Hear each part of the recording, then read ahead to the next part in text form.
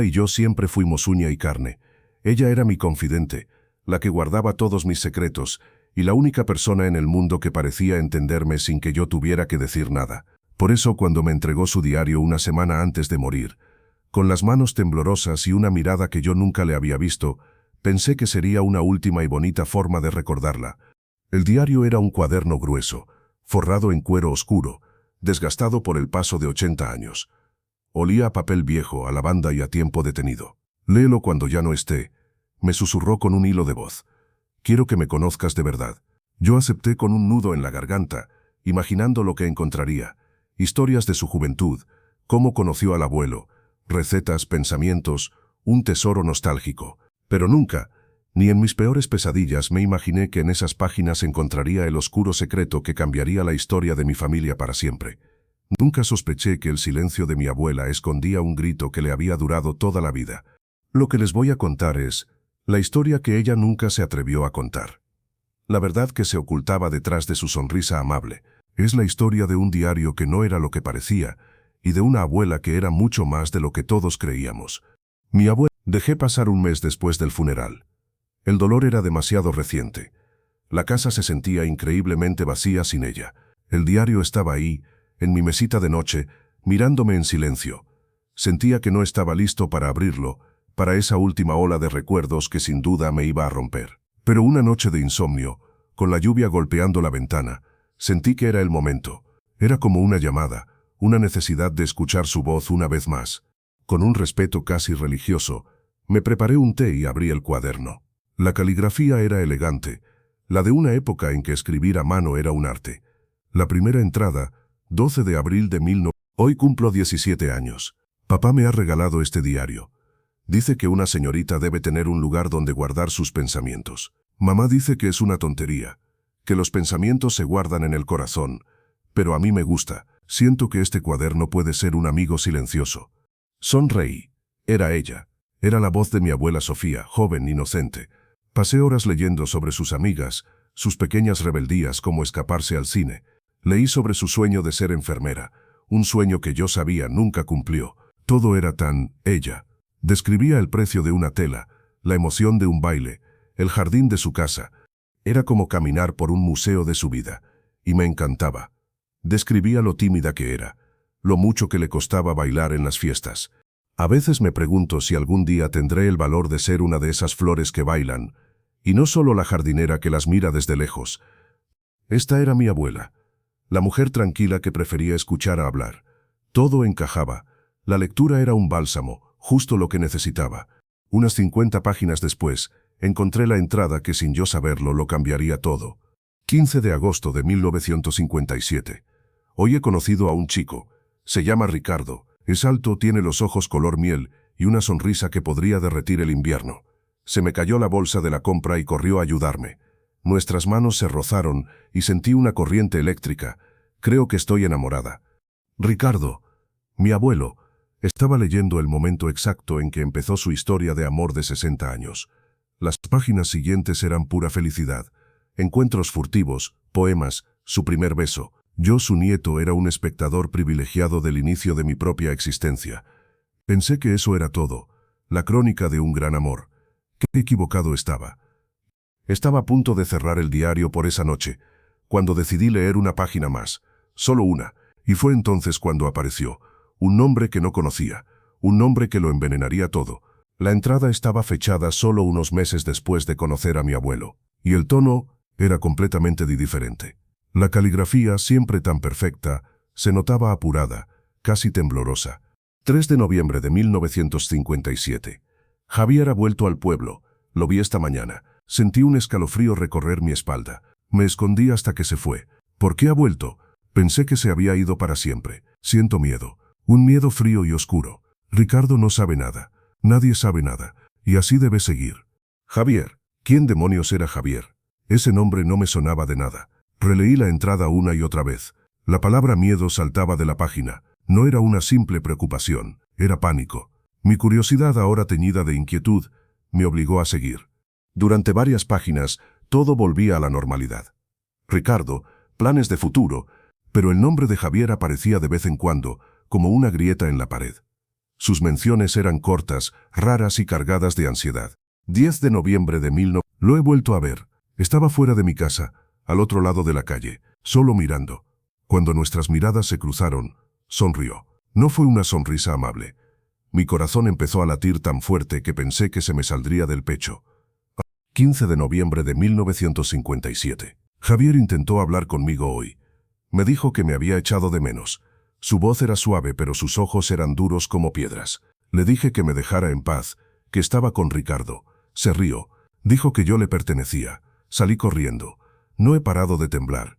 Mi cabeza no paraba de dar vueltas.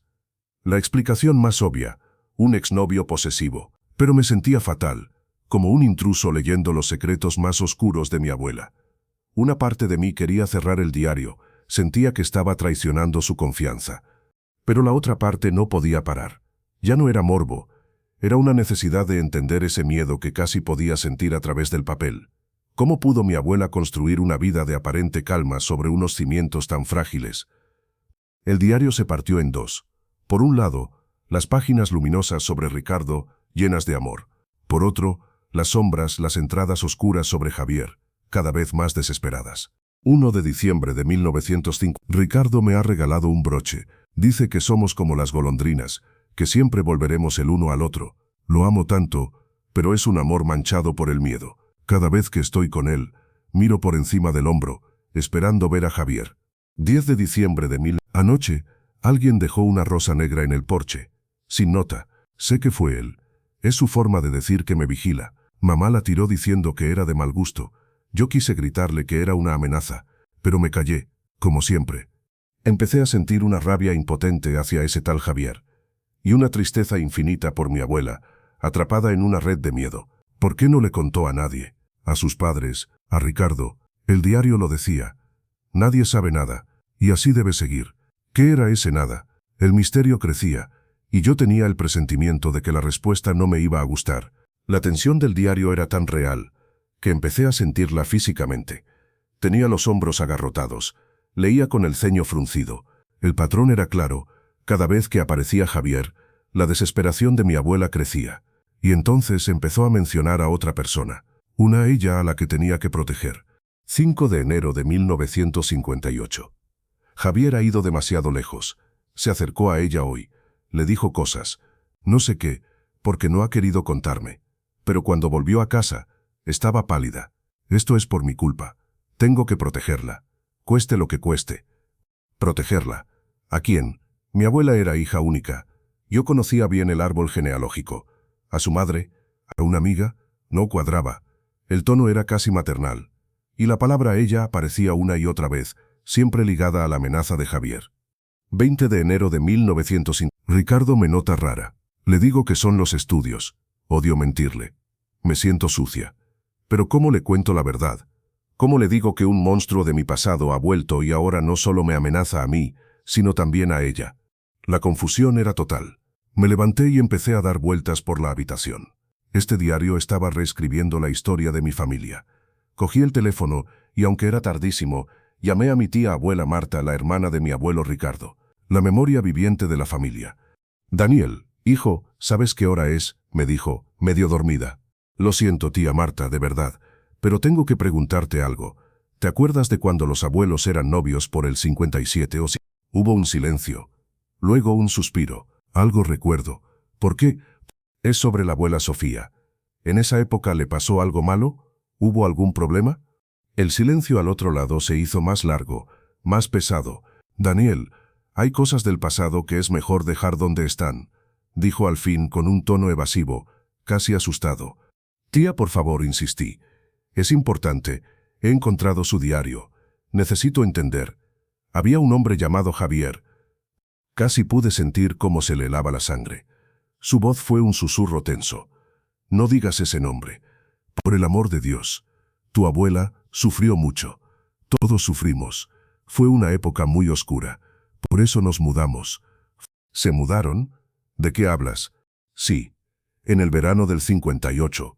Tus bisabuelos vendieron la casa de repente y se fueron. Nadie entendió por qué.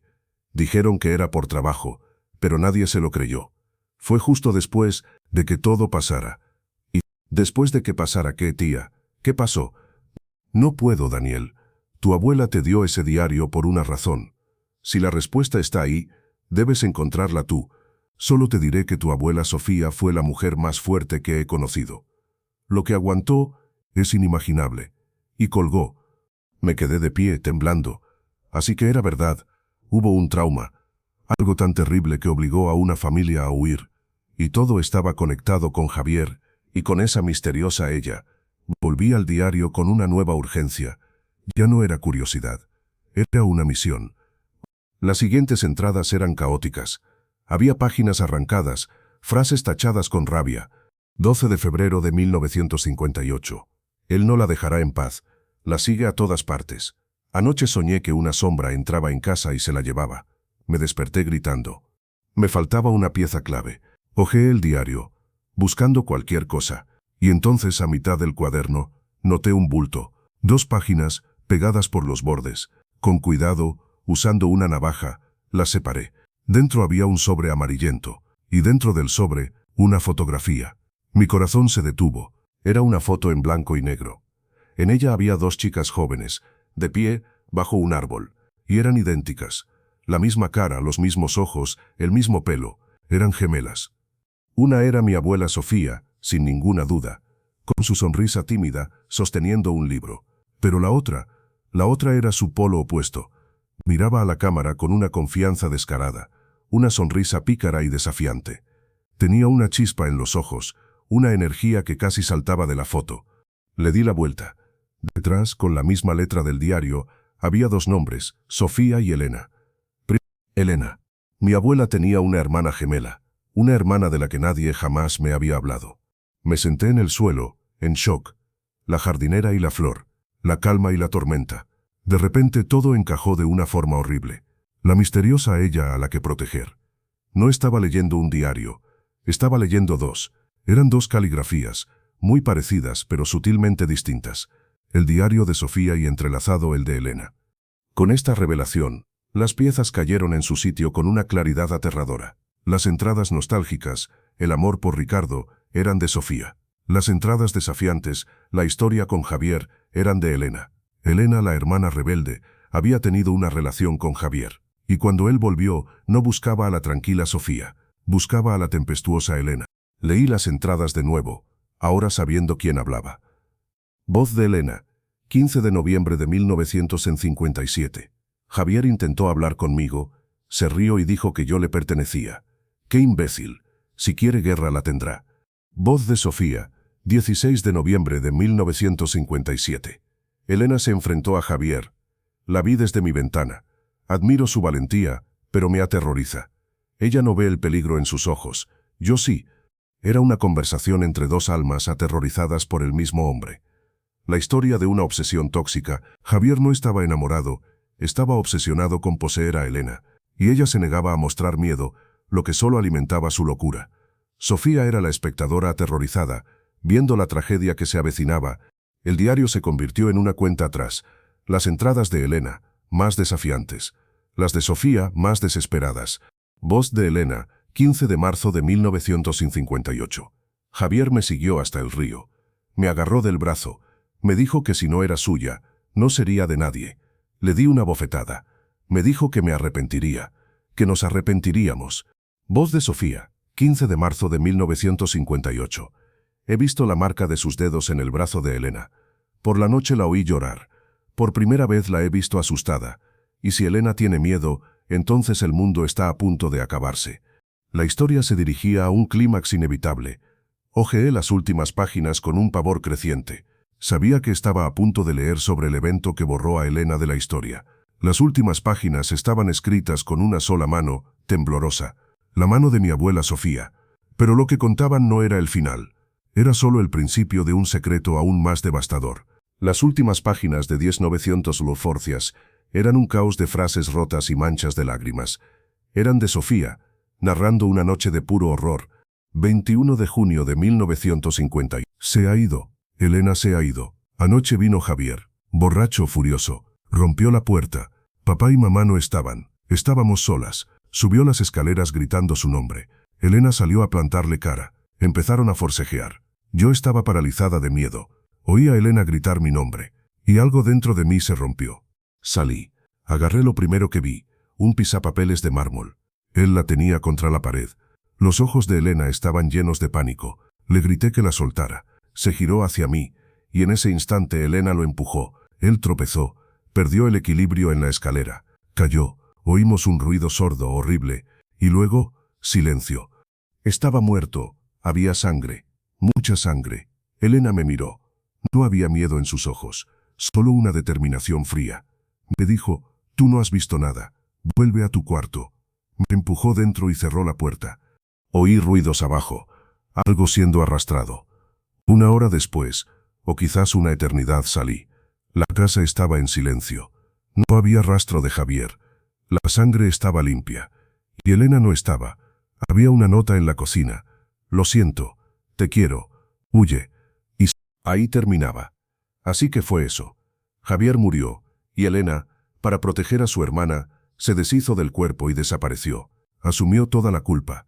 La familia huyó para evitar el escándalo, y para que la mentira funcionara, tuvieron que borrar a Elena, pretender que nunca existió. Mi abuela Sofía vivió, se casó, tuvo hijos, nietos, tuvo una vida entera, construida sobre el sacrificio de su gemela. Pensé que esa era la revelación final. De nuevo me equivocaba. Al final del todo, pegada en la contraportada, había una última hoja de papel doblada. El papel era más nuevo, la letra, temblorosa por la edad. Estaba fechada el día antes de que me diera el diario. Era su verdadera confesión final. Para mi querido Daniel, si lees esto, es que ya me fui y has conocido a Elena. Ahora crees saber la verdad. Pero hay una última mentira que debo deshacer. La más pesada. Aquella noche, en lo alto de la escalera, cuando salí con el pisapapeles, no me quedé paralizada. Vi en los ojos de Javier que después de Elena, vendría a por mí. No hubo un empujón, no hubo una caída accidental. Fui yo, corrí hacia él y lo golpeé en la cabeza con todas mis fuerzas. Fui yo, Daniel. Yo, la tranquila, la miedosa Sofía. Yo maté a Javier, para salvar a mi hermana. Elena vio lo que hice, y en ese segundo cambió los papeles. Se convirtió a sí misma en la culpable para salvarme. Fue ella quien limpió, quien se fue, quien escribió la nota. Se sacrificó no para salvarme de un escándalo, sino de la cárcel. Mis padres lo entendieron todo y participaron en la mentira. Huimos, borramos a Elena, y yo tuve que vivir. Vivir sabiendo que mi vida era un regalo comprado con la vida de mi hermana. No soy la mujer buena y gentil que todos creen. Soy una asesina, y mi hermana es una santa que vive en el exilio por mí. Te doy este diario no para que me juzgues, sino para que alguien por fin sepa la verdad. Para que el sacrificio de Elena no se pierda en el olvido, y para que cuando pienses en mí, no pienses en la anciana frágil, sino en la chica que por una noche tuvo la fuerza de un león. Conóceme de verdad, Daniel. Ahora por fin me conoces. Cerré el diario. Las lágrimas caían sobre el cuero desgastado. El mundo se había desvanecido. Mi abuela, mi dulce abuela, había matado a un hombre, y había vivido cada segundo de su vida con el peso de ese acto y del sacrificio de su hermana. Esa tristeza que a veces veía en sus ojos, ahora tenía un nombre. Se llamaba Elena. Me quedé sentado horas. Mientras amanecía, la historia de mi familia no era la que yo creía. Estaba construida sobre un secreto que lo redefinía todo. Y ahora tengo esta verdad. Y sinceramente, no sé qué hacer con ella. Debo compartirla y destruir la imagen que mi familia tiene de mi abuela. Debo intentar buscar a Elena, si es que sigue viva, o debo guardar silencio, llevando yo ahora el peso de la historia. Por eso se los cuento a ustedes, porque necesito que alguien más conozca la historia de Sofía y Elena. Y ahora la pregunta es para ustedes. ¿Qué harían en mi lugar? ¿Qué harían con una verdad tan devastadora? Si alguna vez han descubierto un secreto familiar, o si esta historia los ha tocado, cuéntenmelo en los comentarios. A veces, compartir el peso es la única forma de soportarlo. Creo que entiendo por qué mi abuela me pidió que leyera su diario. No quería perdón, quería ser vista, y en la oscuridad de su secreto he encontrado una nueva luz, una comprensión más profunda de su fuerza, su dolor y sobre todo del inmenso y trágico amor que sentía por su hermana. Y eso, creo, es la única verdad que al final importa.